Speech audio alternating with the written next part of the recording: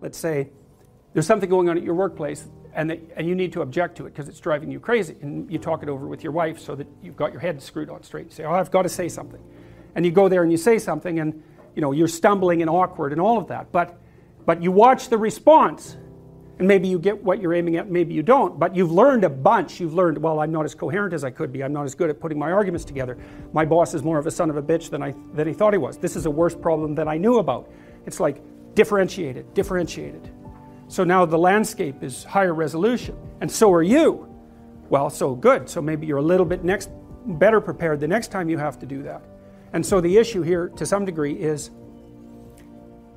don't lose an opportunity to grapple with something that objects to you, especially when the objection is rather small, because that's something you say, well, I can put up with it. It's like, fair enough, like you don't want to make everything into a war. I usually use a rule of 3. If we're interacting and you do something that I find disruptive, I'll note it. It's like potential dragon, gone, and I leave it be. And then if you do it again, I think, oh yeah, that probably wasn't merely situational, but I'll leave it be because that's still not enough evidence.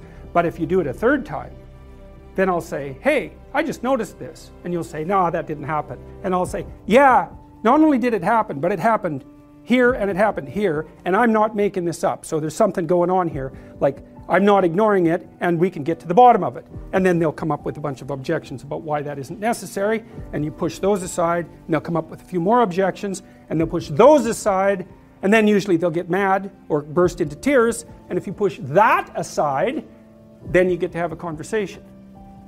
Right, and then you can solve the problem. But man, you got to be a monster, because first of all, you need 6 arguments about why their objections aren't going to stop you. And then you have to not be intimidated by the anger, and you have to not be swamped by compassion about the tears. And then you can have a conversation. And people don't do that. They won't do that. And so they don't solve the problems. And so then the problems accrue. Right? And if they accrue over 15 years of a relationship, then they end up fat, ugly, and in divorce court.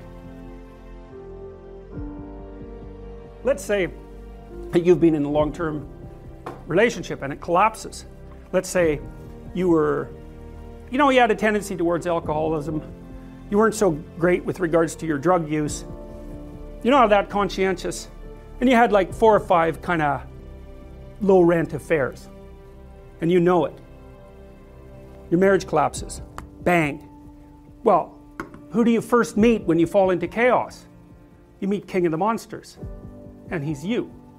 It's like, why did my marriage fall apart? What did I do wrong? Bang, bang, bang, bang, bang. I did all these things wrong. Why? Because that thing inhabits me. What is it? Well, that's the most horrifying question, right? Well, that's why. So down there in the archetypal space, all these things lurk. The hero and the adversary. Well, you've just met the adversary, right?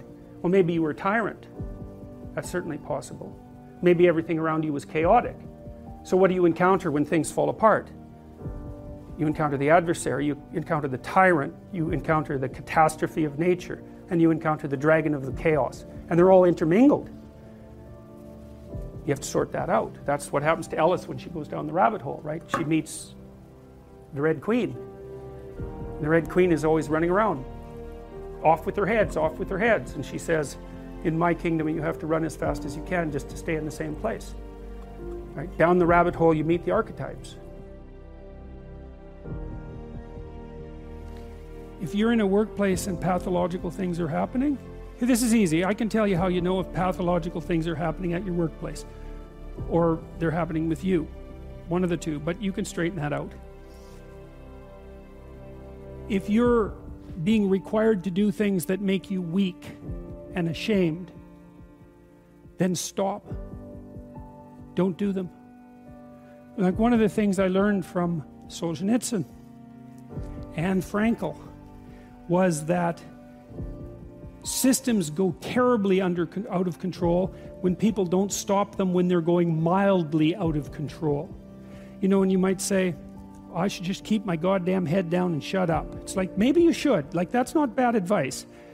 You know, you don't want to make unnecessary enemies, and you don't need any more trouble than you need. But you got to ask yourself on a day-to-day basis, what makes you think you're not selling your soul? You know, and there's so much foolishness going on in the mid-level bureaucratic world now. That's where all the tyranny seems to be focused. And the reason that it multiplies is because sensible people say nothing when they should say something. And what's so strange about that is that there are way more sensible people than people who aren't sensible. They're just not as noisy. So what you'll turn out if, like, you know, so let's say something's bugging the hell out of you at work. Well, then you have to prepare to find another job. That's the first thing you have to do.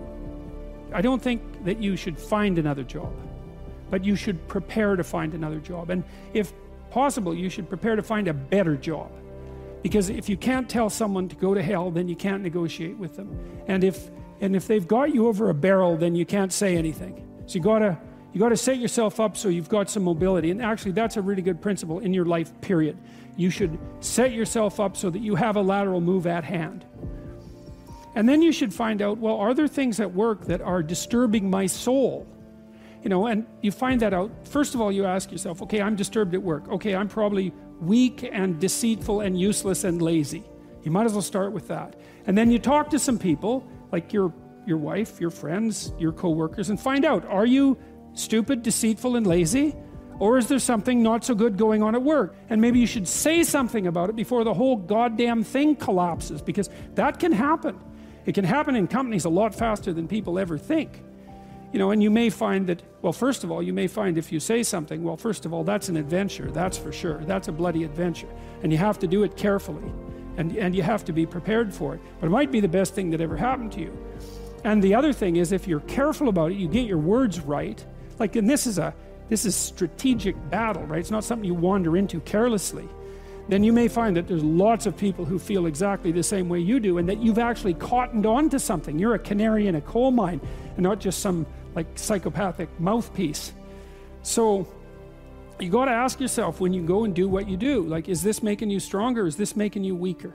And if it's making you weaker, then you got to ask yourself, do you really want to be weaker? Because the weaker you get, the more you're tyrannized. And then worse than that, like the weaker you get, the more bitter you get. And the more you'll work towards terrible things, the more you'll snap at your wife, the more you'll kick your kids, you know. Like, it's no joke to be tyrannized at work. And so I would say you have an ethical responsibility as a citizen to forthrightly confront creeping tyranny no matter where it occurs. If you're aimed at the good, which is a question you really got to ask yourself, you know. If you're genuinely aimed at the good, then take heart, because you're a lot stronger than you think.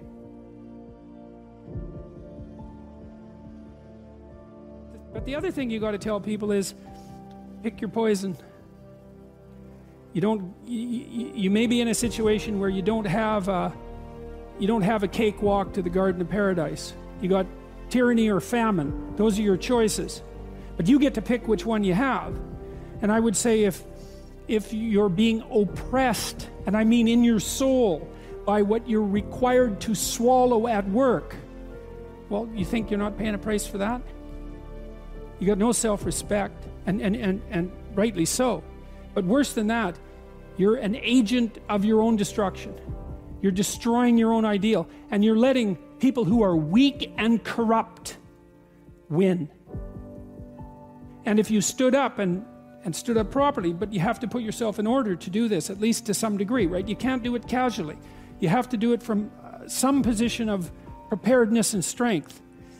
Then what makes you think you couldn't scare them back into the corners? And that would be a good thing. And, you know, the alternative, personally, is bad because there's a psychological degeneration that goes along with it. I've seen this with many of the people that I've worked with who have been tyrannized in the workplace to the absolute detriment of their psychological and physical health, right? To the point of collapse, confronting these crazy things when they were sensible people. That's a terrible price to pay, man. Like, it's a bad price. And then if the foolishness isn't dealt with at the local level, when it's still relatively trivial, then it will multiply until it's dealt with at the social level. And we're seeing signs of that already. Antifa is a good sign of that. You know, and problems that aren't solved multiply, and soon people fight. And you know, better to argue than to fight, unless you want to fight. And some people want to fight, and I can understand why, but I wouldn't recommend it, because